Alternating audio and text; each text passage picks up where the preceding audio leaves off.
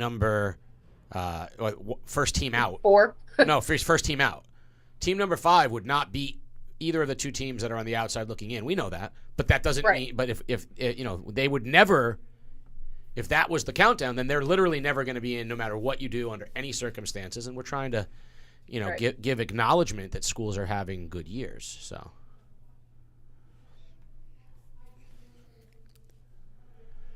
Agreed. So live, I tell you, live from the Day Studio, 200 State Street in New London, Connecticut, and via the miracle of modern technology from her undisclosed bunker location somewhere in the United States. Maybe not. We don't know for sure.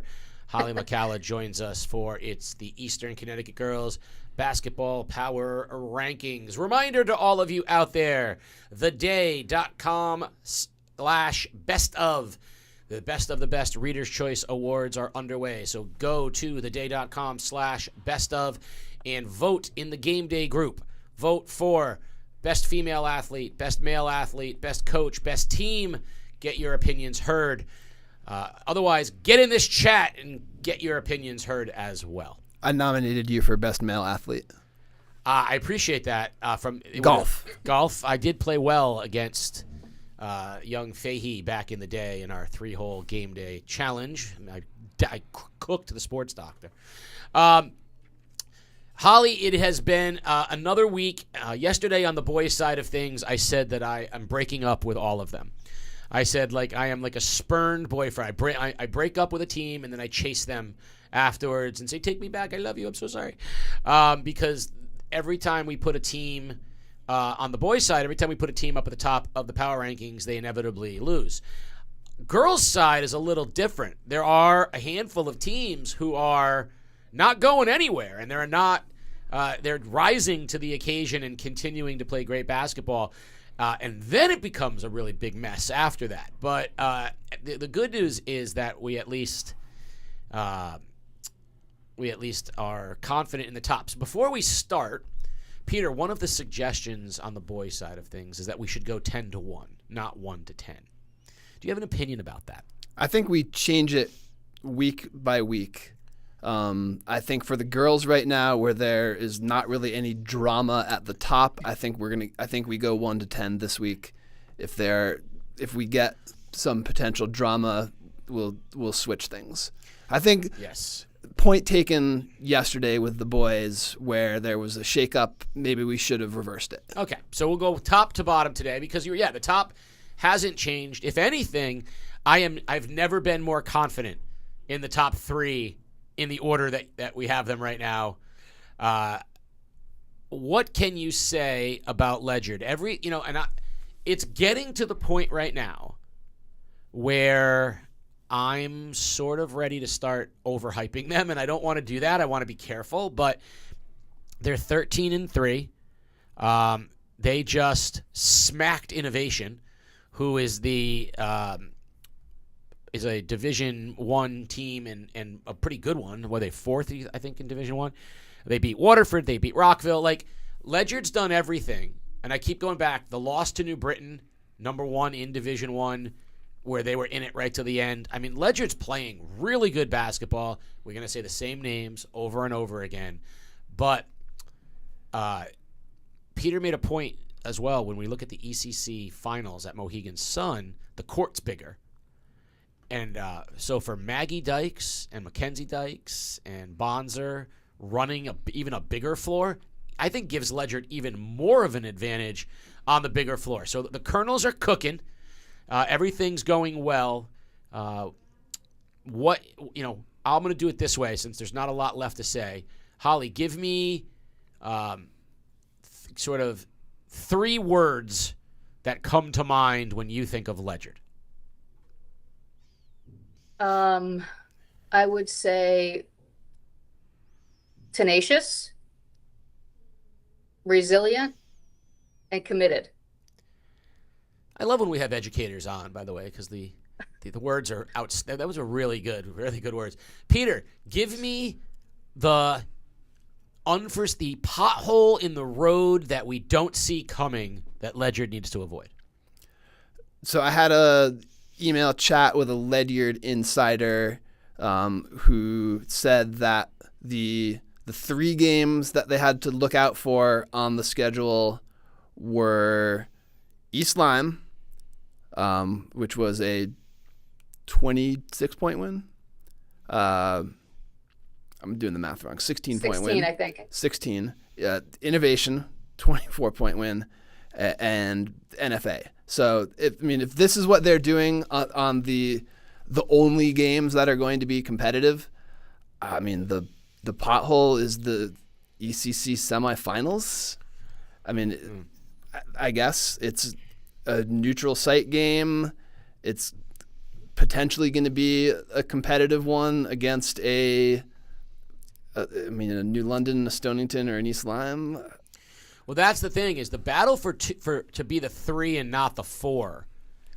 Not that Woodstock and New London aren't, but to avoid Ledyard until the final would be, I think, the goal of any. I think it's safe to say right now that Ledyard is the definitive number 1, playing as well as anybody in the state. So yeah, the pothole maybe semifinal neutral site but I'm stretching for something. It is. I hate to, like I said, I don't want to overhype anybody, but I would be hard pressed to not say this team's in the ECC finals, and state finals is a whole other animal. But their goal of playing 2 games at Mohegan Sun, I think, I'll say this: of all the teams in both power rankings, if you said to me, what's the team you are most confident in playing 2 games at Mohegan Sun, I would suggest the Ledyard girls would be my number 1 pick for that. I can justify it for a lot of other teams, but I would say my number 1 pick for most likely to be at a conference final and a state final would be Ledyard girls. Any argument there? Yes. All right. Woodstock, number 2, 11-4. Wins over Bacon, but a really good win over Southington, right? Who was number 7 in D1? That's a good win, right? Anytime you go out of conference, play a state team like Southington, who's got a good reputation, they're a legit. When you think of those D1 teams that are D1 because they're playing up, D1 or D1 teams because of their size, Southington is a D1 team because of their size. They're always big. Yes. They're always going to be that. So that's a really good win for Woodstock. So, Peter, Woodstock, the reason they can get to an ECC final is? They're big too. Saucier and Davella Beauchesne, both really good scorers, both experienced. They've stood toe-to-toe with Ledyard. That was one of those games where it could have turned on a made free throw. And they are hungry, right? They remember that game. They were in it to the wire, and they want that game back. And if that game had been at Woodstock Academy, they might have gotten it. And that I would say that is my next sort of thought, right? Woodstock has probably as significant a home court advantage as any team in the ECC. New London, Fitch, Waterford, East Lyme, everyone loves playing at home. But Woodstock, there's something a little different. It's a place you only go once a year. If you're local, New London, you might play in the X other times. There's rec games, there's hosting events, but you're going to Woodstock once, and you're not going back again. And it's different officials, it's a different atmosphere. It's a long bus ride, even if you're from the next town over.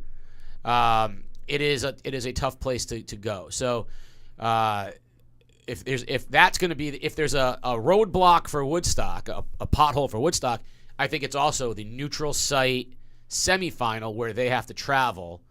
It's a long trip down to Fitch for them. And so we don't have access right now to the ECC league generated standings. So not every ECC game counts for ECC playoff seedings. But I think we have to imagine that Friday night's game, New London at Woodstock could be for the number 2 seed. Yeah, and that's where I was going with the next team, number 3, which is New London. 11-4, same record as Woodstock.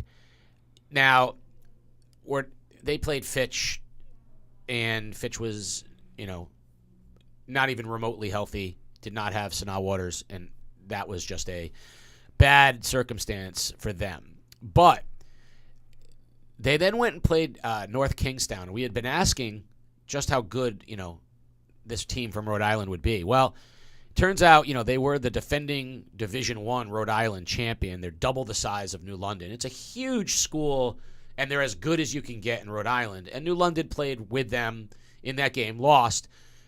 Not a loss that counts against you, certainly in the power rankings. Friday night, New London, Woodstock is the premier game of the week in the girls' basketball. And yes, it's for the number 2 seed for sure in the power rankings as well, but it's also probably to lock up a 2 seed in the ECC tournament, which guarantees nothing more than you might not see that same team until until the semifinals. So New London Woodstock Friday will answer a lot of questions because I think New London's playing really well. And this is the team we said was going to get better later in the season. They are. Can't say enough about the work that the coach has done. I make no secret about the fact that I've watched Nyara Dudley grow up, and it's just a pleasure to watch her as a senior leader incorporating whatever is needed for that team on a given night. I think New London's dangerous, but traveling to Woodstock, we just said it, it's different. So I'm very excited for that one. Number 4, Holly, 10-5, Stonington. Yep. And I think the story there isn't even about their week in terms of who they beat. It's 500 wins for Coach Solar. That's a pretty incredible number. What is it about Stonington that leads them to be in the conversation in Division I? Well, they too are resilient. And they go on these runs of win streaks. Well, a run, I should say. They're on 4 in a row, and they're going to win at least the next 2. They definitely pull together, and they want success for their coach, which is great because the Killingly game was they barely pulled one out against East Lyme. It was a 1-point game, and I think ultimately those teams are decently matched, but Stonington definitely has the advantage with 43 years that she's been there, Coach Solar, something like that. Yeah, we talked about she's got more tenure than the entire ECC combined, except for we have one other St. B's. Right, Coach Nystrom's been there longer than the school. He actually was coaching there before there was a school there. It was just a farm in Montville, and he was coaching pickup games. St. Bernard didn't even exist. If you take either one of them, they've got more experience than the entire ECC combined. So that plays. The game with East Lyme was interesting. They hit a big 3 at the end of the game. Of course, the highlights, Peter was there, so I'll let him speak to it.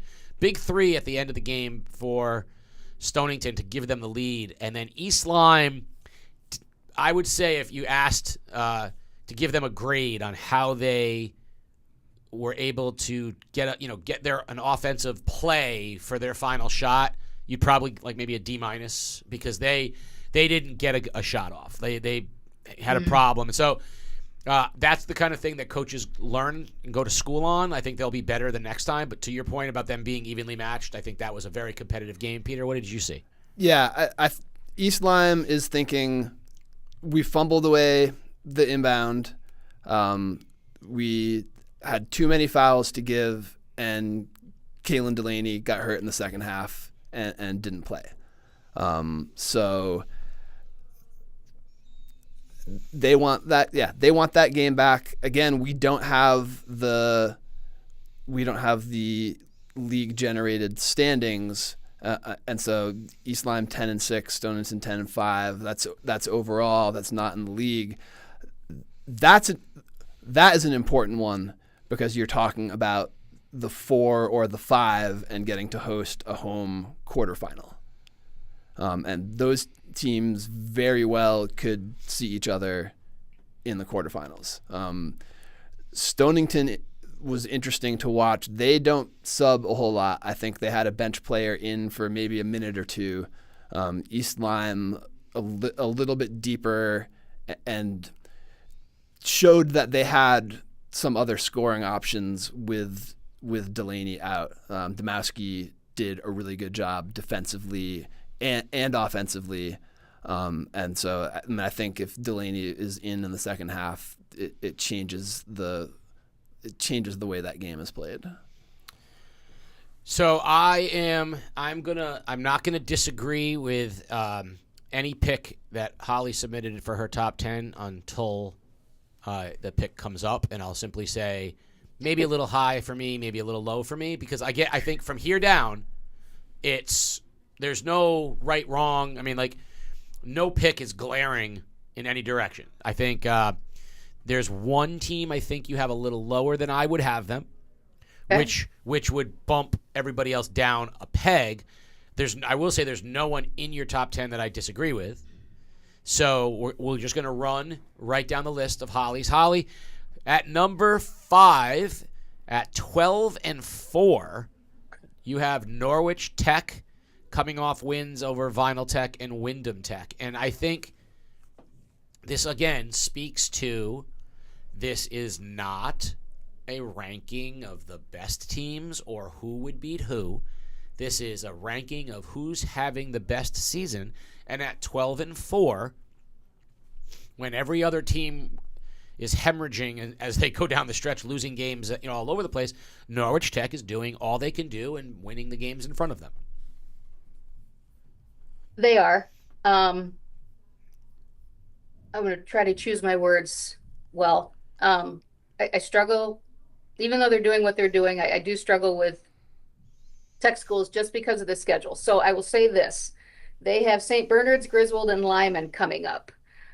So I think that we'll have a little clearer picture on how they compete against those teams. I think St. B's will be tough and Griswold should be tough. I think, we'll see how Lyman goes. So I couldn't take it away from them because they had a good week according to their. Yeah, I think to your point, how they do against those schools speaks to how good they are compared to those schools and how competitive they would be, for example, if they were in the ECC. For the power rankings purpose, it doesn't matter, right, because it's about the season you're having. So what I am trying to explain to people is if you are a Division 5 tech school and you go 15-0 and no one is saying that you should be ahead of Ledyard, who at 13-3 is playing the best schedule around the state, but you can't do any better than that. You're doing the best you can do. So what we're saying is, how good a season are you having? You're having an undefeated season, and therefore you decide you need to be high up in the countdown. This is where, and I bring this up because the next grouping of teams are all small schools who are having good seasons. And no one is comparing them to the bigger schools who have more losses. What we're saying is, for these schools, they're doing as well as they can be doing at this time.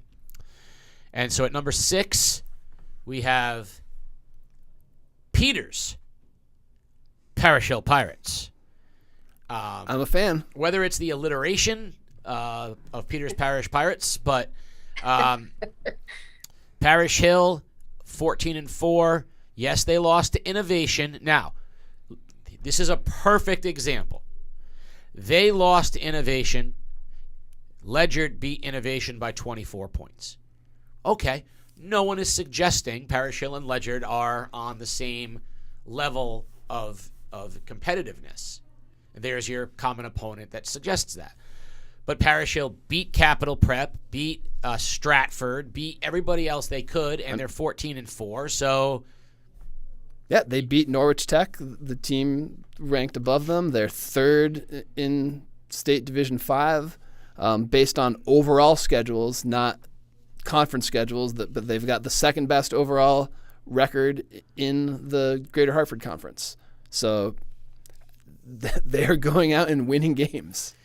I would probably have flipped these two and put Parish Hill ahead of Norwich Tech just because they have a better record and also beat them head-to-head. I again, though, this is not like I don't think this is unreasonable at all, the order that you have them in. No, and we'll get some good comparisons when Norwich Tech goes and plays a couple of these other ECC schools. Yes. So Norwich Tech... Well, there's only one left. I think according to the schedule,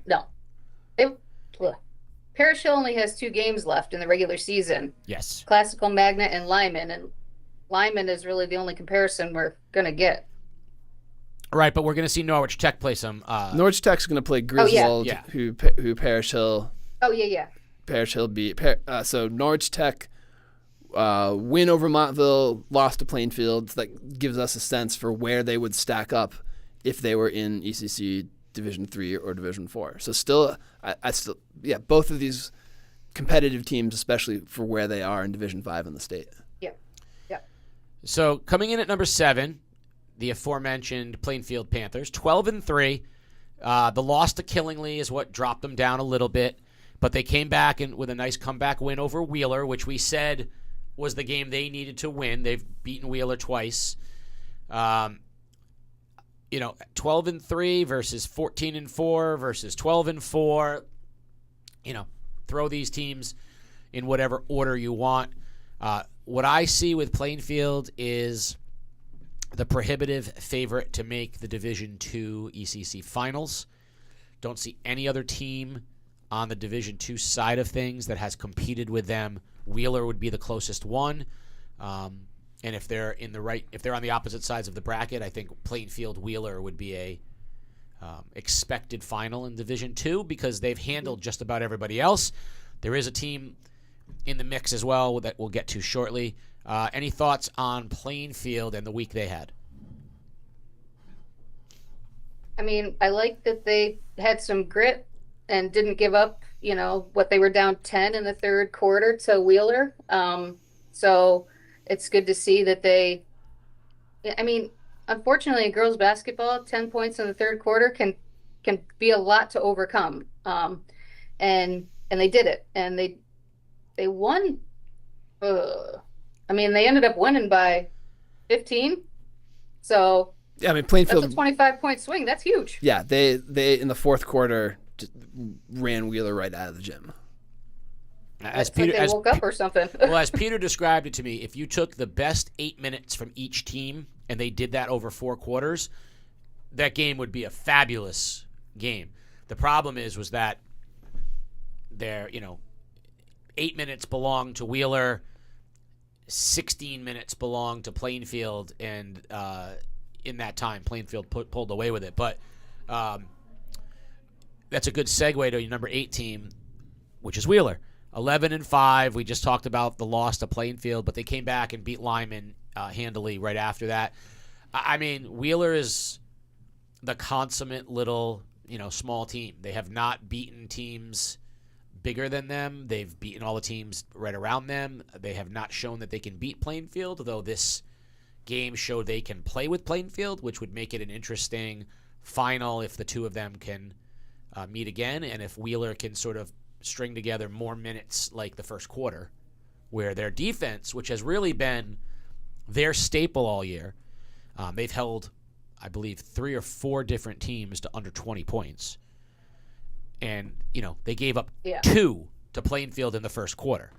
So after the first quarter, Peter was, really thinking, like, what am I seeing, right? You said after the first quarter, it was just, you couldn't really tell, is Plainfield just playing that bad? Is Wheeler's defense really that good? Like, what is it that you were seeing?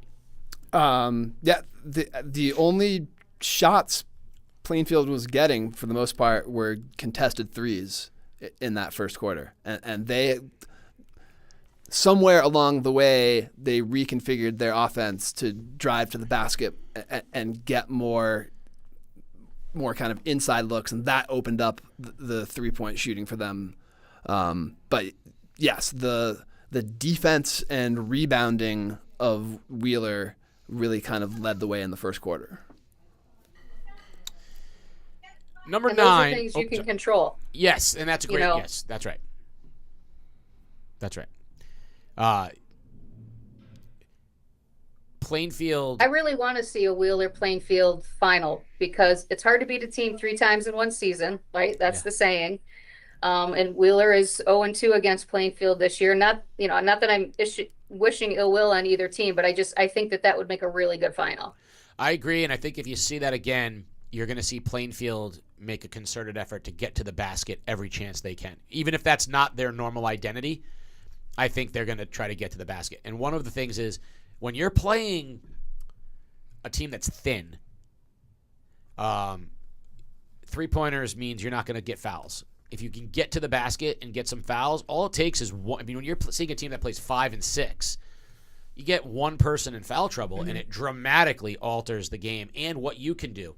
So if you're a team that likes to press, for example, pressing once a player's out of the game becomes even easier. So I think you're going to see Plainfield try to get to the basket on the regular if they go against Wheeler again. All right, so number 9, the team that I think you have a little too low, but no arguments from me again. East Lyme, 10-6, lost to Stonington, and then came back and beat Fitch. Fitch was also dealing with some more injuries.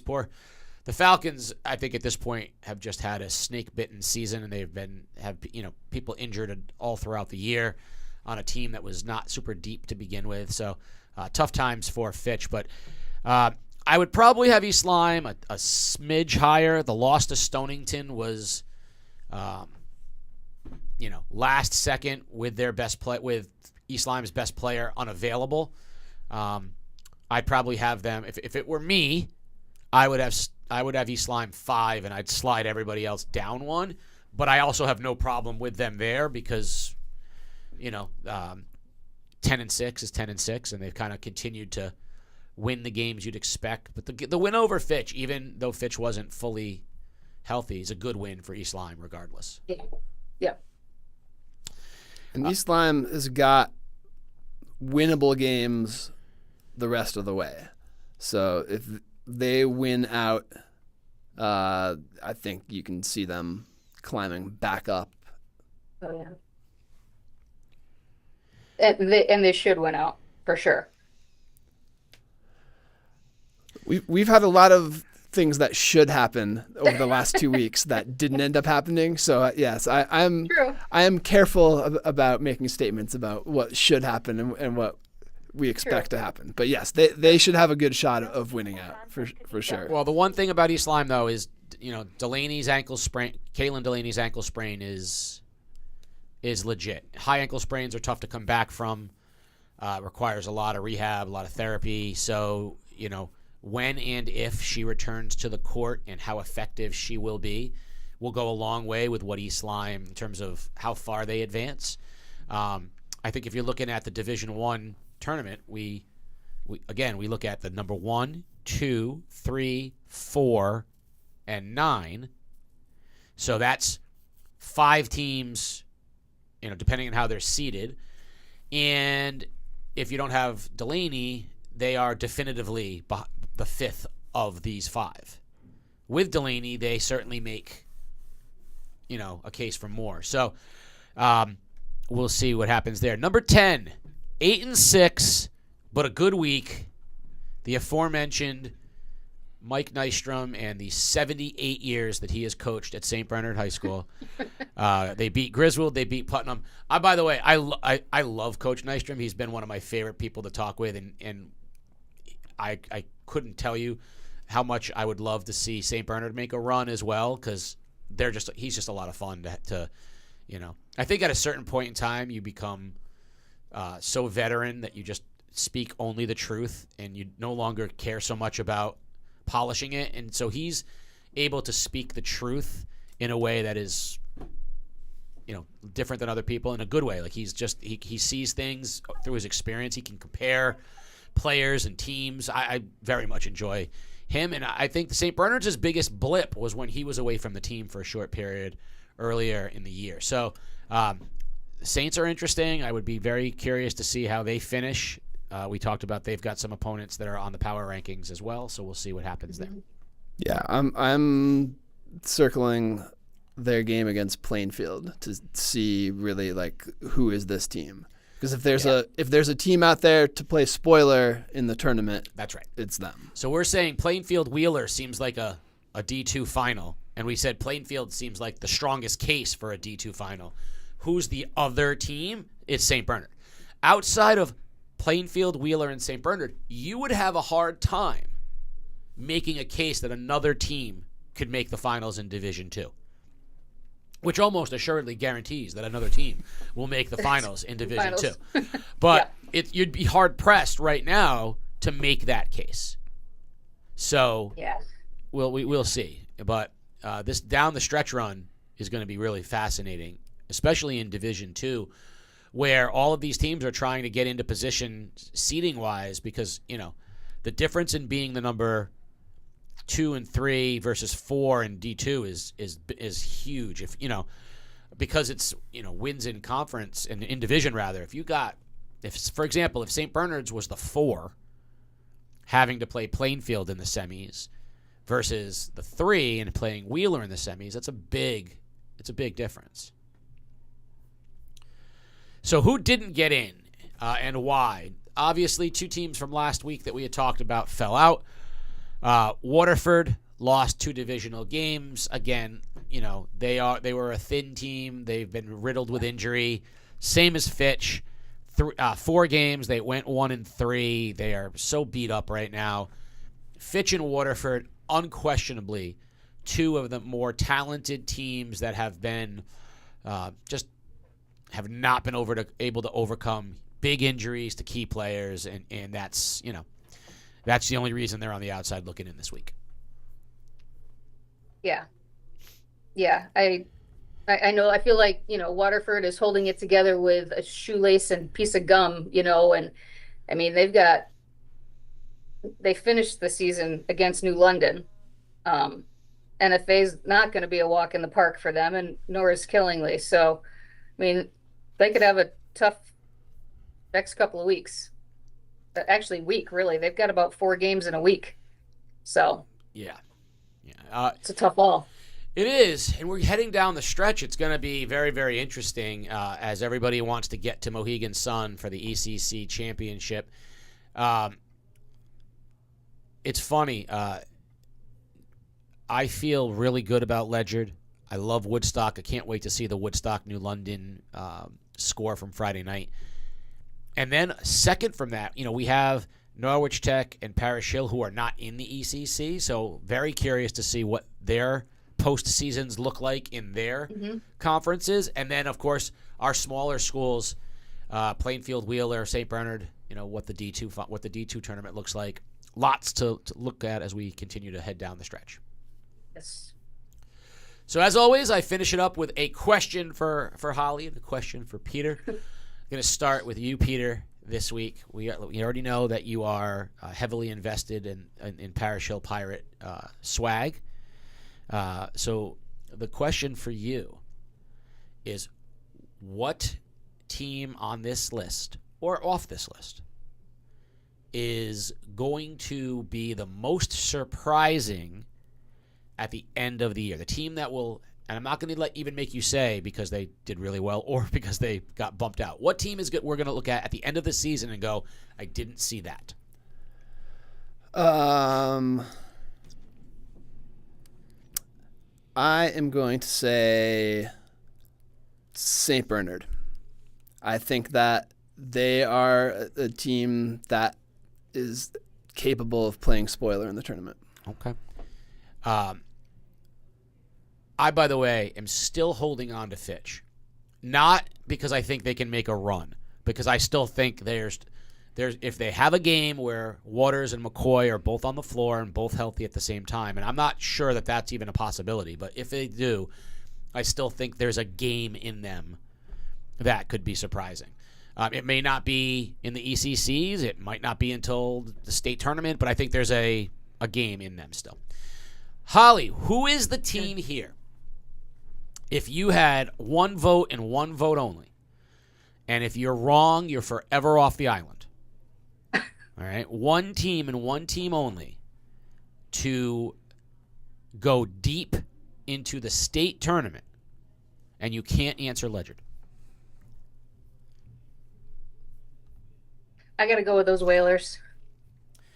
I knew you were going to, and I don't think there's anything wrong with that. I'm going to say, I'm going to hop on Peter's bandwagon here. I'm going to say Parish Hill in Division 5 has a run in them in the state tournament.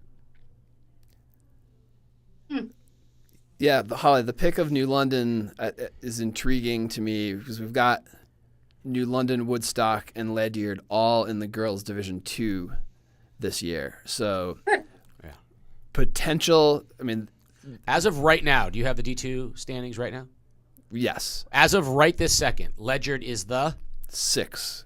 Woodstock is the 11. And New London is the 13.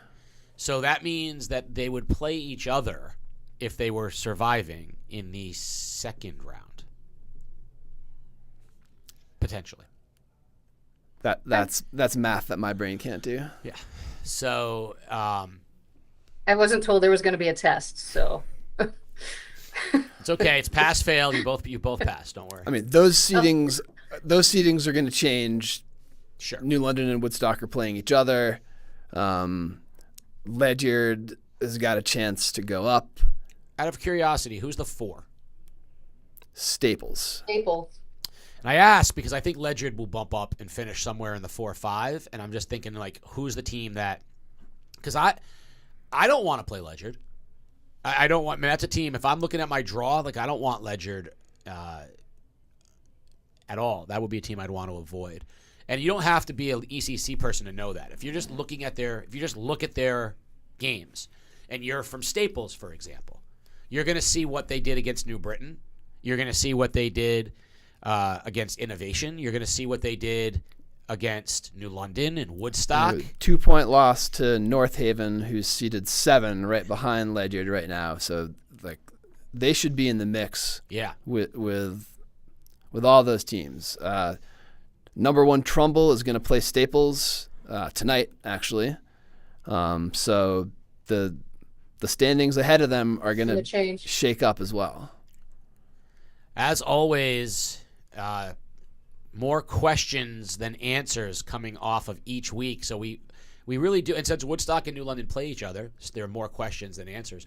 Ledyard really has cemented itself as our answer because they're not playing anybody, that makes us raise the question. New London and Woodstock will get an answer. I don't know if we'll have one answer and 3 more questions, which seems to be how we do things. So. Until next week, Holly, thank you again, as always, for joining us and being a part of the most confusing set of power rankings that we do each week. Peter, as always, you are a voice of reason, a person of character, someone who provides a steadying influence over the power rankings, even when you're wrong, which happens so often. And as always, crystal ball never lies. And I, on the other hand,